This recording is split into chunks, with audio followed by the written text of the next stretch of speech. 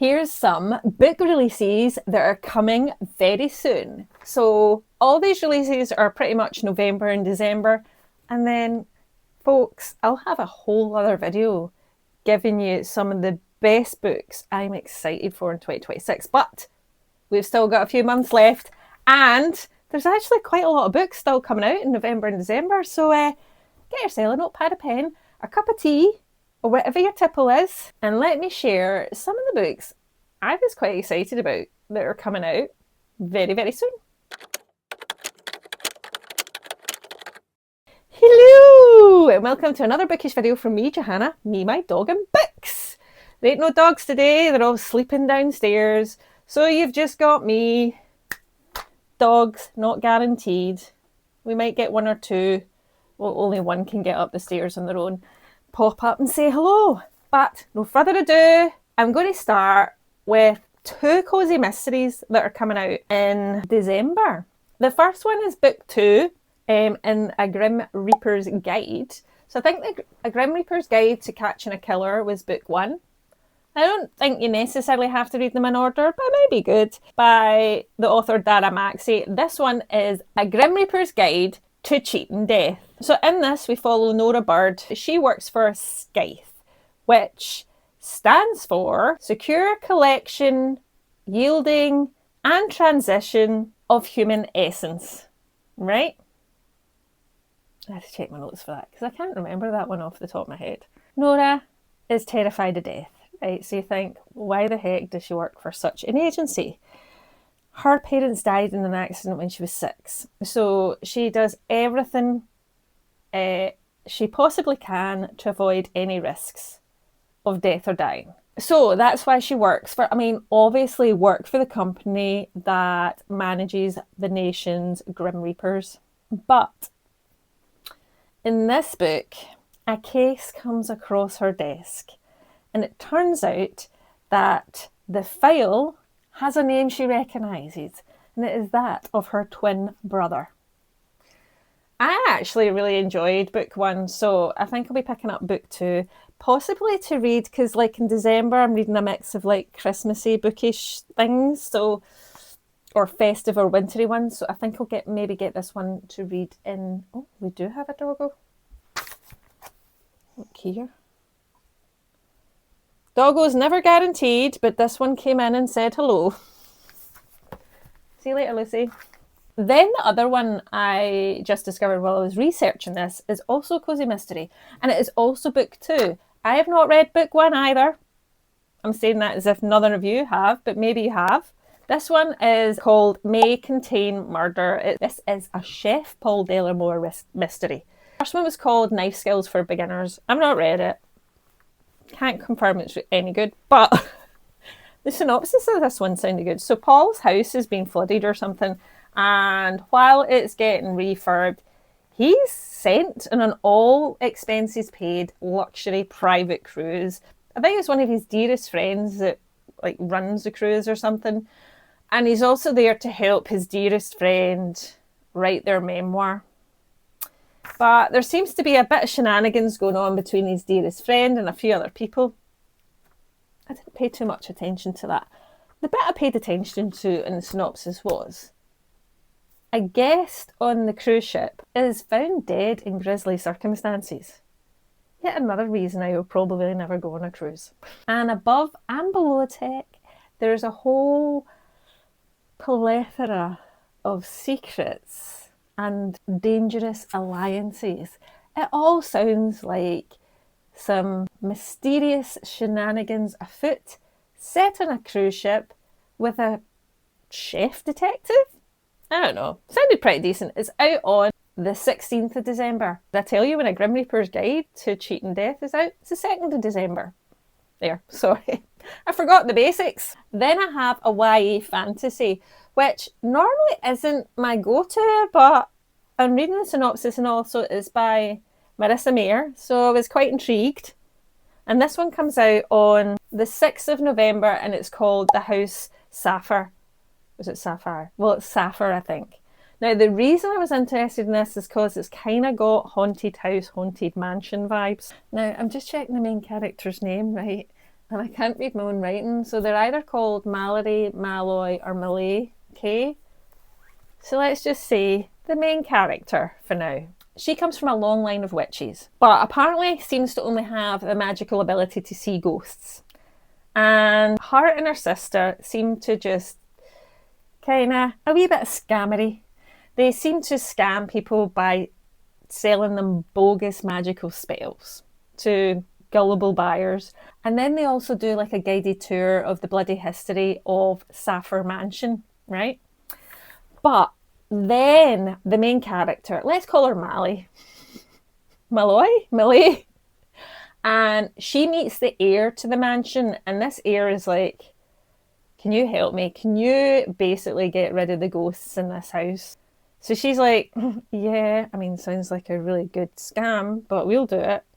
But the thing is, what seems like a pretty easy scam turns into something much more treacherous because people start dying again at the mansion. This one, although it says fantasy, seems much more haunted house paranormal for me, so I was very excited about this. I have read the author before. What am I talking about? So it might be one that I try and get out on the library or ebook. Then sticking with YA, we have Lockhart's new book, which is set in the same universe as We Were Liars, and it's called We Fell Apart, and it's also out in November. It's out on the 4th of November. So as I said, it's set in the same world as We Were Liars, which I have that and the other book, and I haven't read them yet. And it's about family secrets and deception. And this one follows Matilda, who receives an unexpected invite to the seaside villa of her elusive, long-lost artist of a father, who still remains absent even when she gets back on the scene. And to be honest, I suspect this is a relatively short book, so that is all I know, but I kind of like the sound of the premise. Plus, if you did like We Were Liars and what was the other one called? Can't remember, but you'll probably also like this one. Next up, I mean, we are in the depths of spooky season, so I've got to give you a horror. This one is from one of my auto-buy horror authors. I would say, well, sometimes our books are more fairy tale retelling or kind of relatively palatable horror if you're not a big horror reader. It is Christina Henry, and this is her new book called The Place Where They Buried Your Heart, and it's out on the 4th of November. This one has also got haunted house vibes, so absolutely here for it. I actually may have pre-ordered it. It is highly likely that I did, because I tend to pre-order Christina Henry's books, and they often come out in paperback straight away. They're not hardbackers, which I'm quite excited about. And this one, in the synopsis when I was looking at it, it says, for the fans of Last House in Needless Street, 100%, and Tell Me I'm Worthless, which I think I've read, can't remember. Like I said, it's a haunted house novel, and this one follows the main character called Jesse, whose younger brother Paul vanished in an abandoned haunted house on the street they grew up in. And this house, I suspect there might be 2 timelines, but I don't know, I haven't checked. This house is known as the local boogeyman, a place where terrible things happen, and so you should never go in.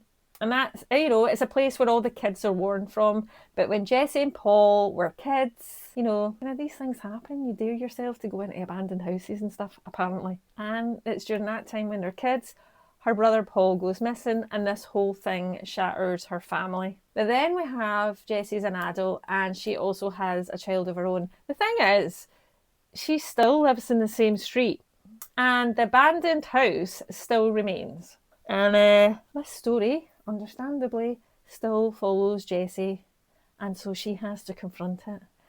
This has given me the perfect spooky season vibes, and for me, spooky season goes into the whole of November until, festive winter season, and I hope to read this one pretty soon. So if you love haunted house stories with kind of possibly 2 timelines, I'm absolutely guessing, and I think you might like this one too. Next, I've got a thriller. It is called The Perfect Host by Heather Goodenkalf. And this one also comes out on the 4th of November. So this story revolves around a very lavish, over-the-top, pistol and pearls gender reveal party. I don't know if that's a thing that people call gender reveal parties, like to be totally binary, pistol and pearls. I have no idea. I've never heard of it before. But they're having an over-the-top gender reveal party, which is hosted by the couple Madeline and Wes. But apparently what happens during this party is that it kind of turns deadly because a celebratory explosive misfires and kills one of the guests.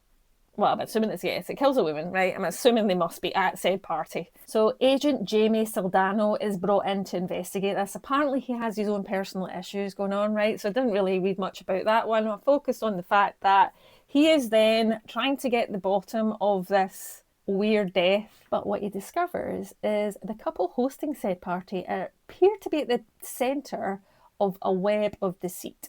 And the explosion was not an accident, but who was the intended victim, which makes me assume that the person that died in the book isn't the victim, but I cannot confirm. But it sounds like a good old page turner.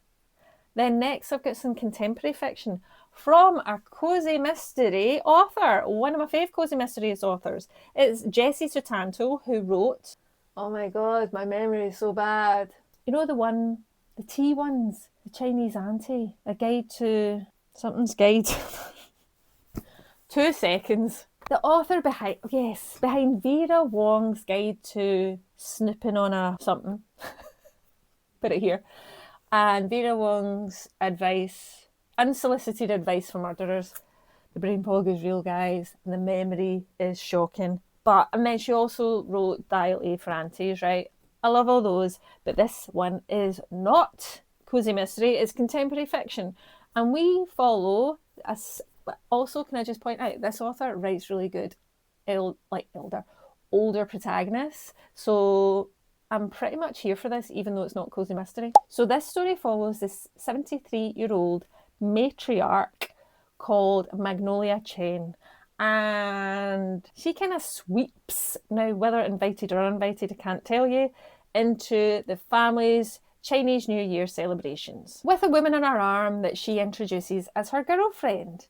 And this causes a lot of shock with the family, apart from her 16-year-old granddaughter, Izzy, who's more intrigued than anything else. So later on, Magnolia tells Izzy her story about how she moved to LA from Indonesia as a teen, where she met Eleni, her best friend, her safe space, and the love of her life. But as Magnolia's story unfolds from there, what she tells Izzy will utterly shock her, but also teach her about love, loyalty, and sacrifice. There's something about this synopsis that actually just feels really heartwarming, that I'm very interested in.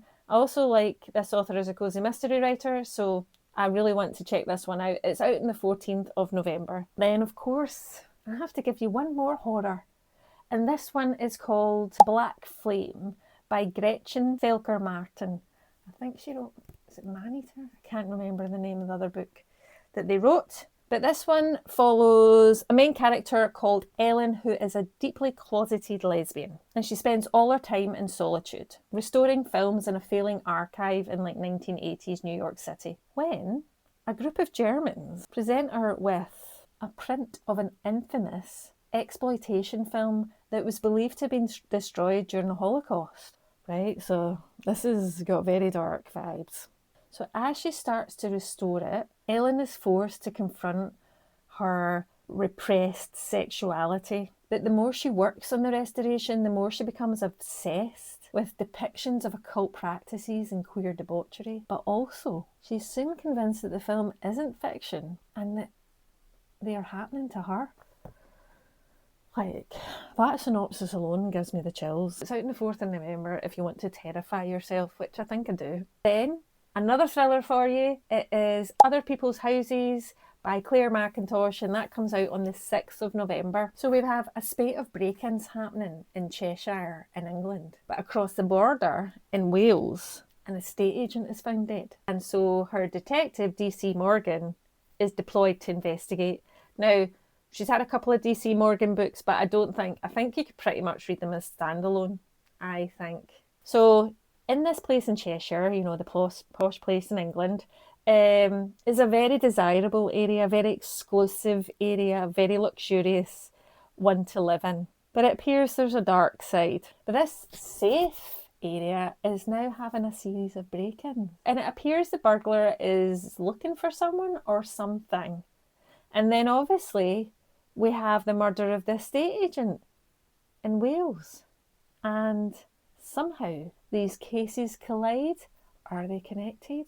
You'll need to read it and see. But I do have to say, I do love Clare Mackintosh's thrillers. She's a good British thriller author, and I would definitely check this out. Or probably one that I'll maybe reserve from the library. So that there, friends, is a little collection of thrillers, horror, YA, contemporary fiction, and cosy mystery coming out before the end of the year. Let me know in the comments if there's any that, there'll be plenty by the way, that I don't know about that are coming out before 2026 arrives. Is there any in the list that you're excited for or you have on your TBR? Let me know in the comments, because I'm always here to hear about new releases. Also let me know if you're very much interested in new releases in 2026. And if so, would you like it by genre or just some of the top books I'm excited about in 2026 that are coming out, which I've already started a list for? Let me know in the comments. I'm here to create videos that you want to watch. And if you enjoyed this, please do like and subscribe. I very much appreciate all the love and comments you give.